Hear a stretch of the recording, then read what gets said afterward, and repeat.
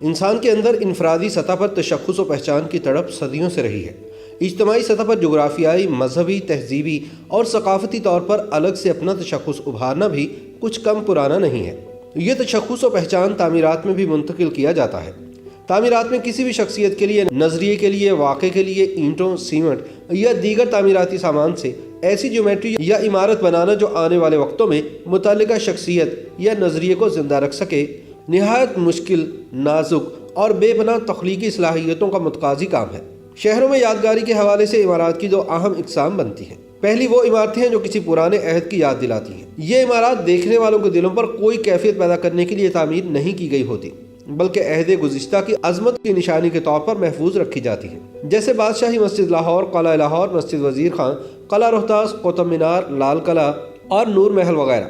ان عمارات کو ماضی کی شاندار زندگی کے گواہ کے طور پر پیش کیا جاتا ہے۔ دوسری قسم کی عمارات وہ ہیں جو کسی فرد یا واقعے کی یادگار کے طور پر تعمیر کی جاتی ہیں، جیسے 23 مارچ 1940 کی قرارداد کے لیے مینار پاکستان کی تعمیر، سن 1974 کی دوسری اسلامی سربراہی کانفرنس کے لیے سمٹ مینار لاہور کی تعمیر، سن 1965 کی جنگ میں شہید ہونے والوں کے لیے اولڈ جی ٹی روڈ کے کنارے جنگی یادگاروں کی تعمیر، والٹر میں مہاجر کیمپ کی یاد کے طور پر باب پاکستان لاہور کا زیر تعمیر منصوبہ قابل ذکر ہے جو واقعات کی یاد میں بنائے گئے ہیں۔ اب سوال یہ ہے کہ کیا ان تعمیرات کا مقصد پورا ہوتا ہے؟ دیکھنے والوں کا ان کے بارے میں کیا رویہ یا رد عمل ہوتا ہے؟ کیا ان کو وہ احترام دیا جاتا ہے جو ان کی تعمیر کے پیچھے ہوتا ہے؟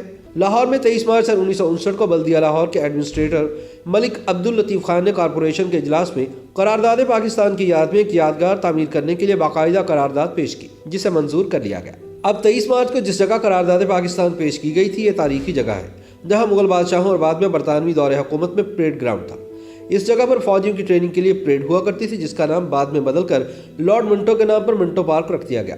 اس بڑے گراؤنڈ میں قیام پاکستان سے پہلے بھی اور بعد میں بھی میلے ٹھیلے لگائے جاتے اور یہاں پر ثقافتی تقریبات منعقد کی جاتی تھی۔ اب یہاں پر مینار پاکستان تعمیر کرنے کا جو ابتدائی ڈیزائن پیش کیا گیا، اس میں 64 فٹ اونچے مینار کی تعمیر تھی، جسے بعد میں تبدیل کر کے 99 فٹ کر دیا گیا۔ 22 اراکین پر مشتمل کمیٹی نے، جس کا نام پاکستان میموریل کمیٹی تھا، اس یادگار کو تعمیر کرنے کے لیے کام شروع کیا۔ 19 مارچ سن 1960 کو اس یادگار کا سنگ بنیاد گورنر مغربی پاکستان اختر حسین نے رکھا اور اس موقع پر 3 فٹ اونچا لکڑی کا ماڈل بھی رکھا گیا۔ اس ماڈل کا ڈیزائن یوں تھا: چاروں کونوں پر 4 محرابیں تھیں، اس کے درمیان میں ایک آڈیٹوریم تھا۔ اس کا تخمینہ 65 لاکھ روپے تھا، جس کے فنڈ جمع کرنے کے لیے مالیانہ اور آبیانہ کے ساتھ 1 یا 2 پیسے فی روپیہ ٹیکس اور سینما ٹکٹوں کے ساتھ 1 آنا فی ٹکٹ لگانے کا فیصلہ ہوا۔ تاہم یہ رقم جمع نہ ہو سکی اور پھر سن 1962 میں اس کی تعمیر ملتوی کر دی گئی۔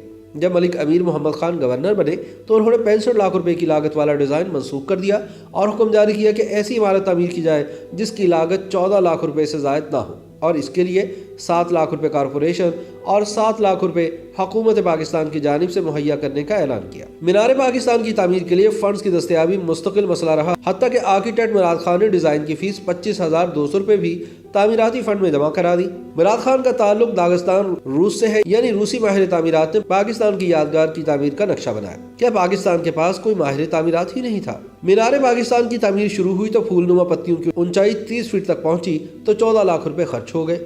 مراد خان نے گورنر کو آگاہ کیا تو وہ ناراض ہو گئے۔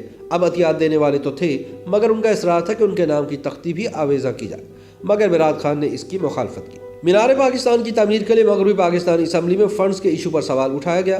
اس پر مباحثے کے بعد سینما کے ٹکٹوں پر 5 پیسے ٹیکس لگانے کا فیصلہ ہوا۔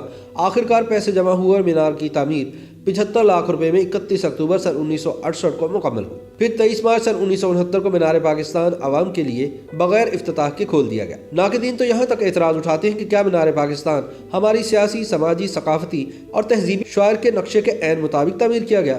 وہ قوم جس کے صاحب ثروت لوگوں نے اس کے لیے عطیات دینے سے انکار کر دیا کہ ان کا نام یادگار پر تحریر کیے جانے کا مطالبہ پورا نہ ہو سکتا تھا، وہ یادگار جس کی تعمیر کے لیے سینما کے ٹکٹوں پر 5 پیسے کا ٹیکس لگانا پڑا، وہ یادگار جس کی تعمیر کے لیے گورنر نے مجوزہ تخمینہ جات 65 لاکھ سے کم کر کے 14 لاکھ کر دیے ہوں، اس یادگار کے آرکیٹیکٹ نے ڈیزائن فیس لینے سے انکار کر دیا ہو کیونکہ وہ پاکستانی نہیں تھا۔ اس یادگار کے افتتاح کے لیے صدر پاکستان محمد ایوب خان سے لے کر کمشنر لاہور تک لوگ خواہش مند رہے ہوں، مگر تکمیل کے بعد بھی اس کی رسم افتتاح نہ ہو سکی۔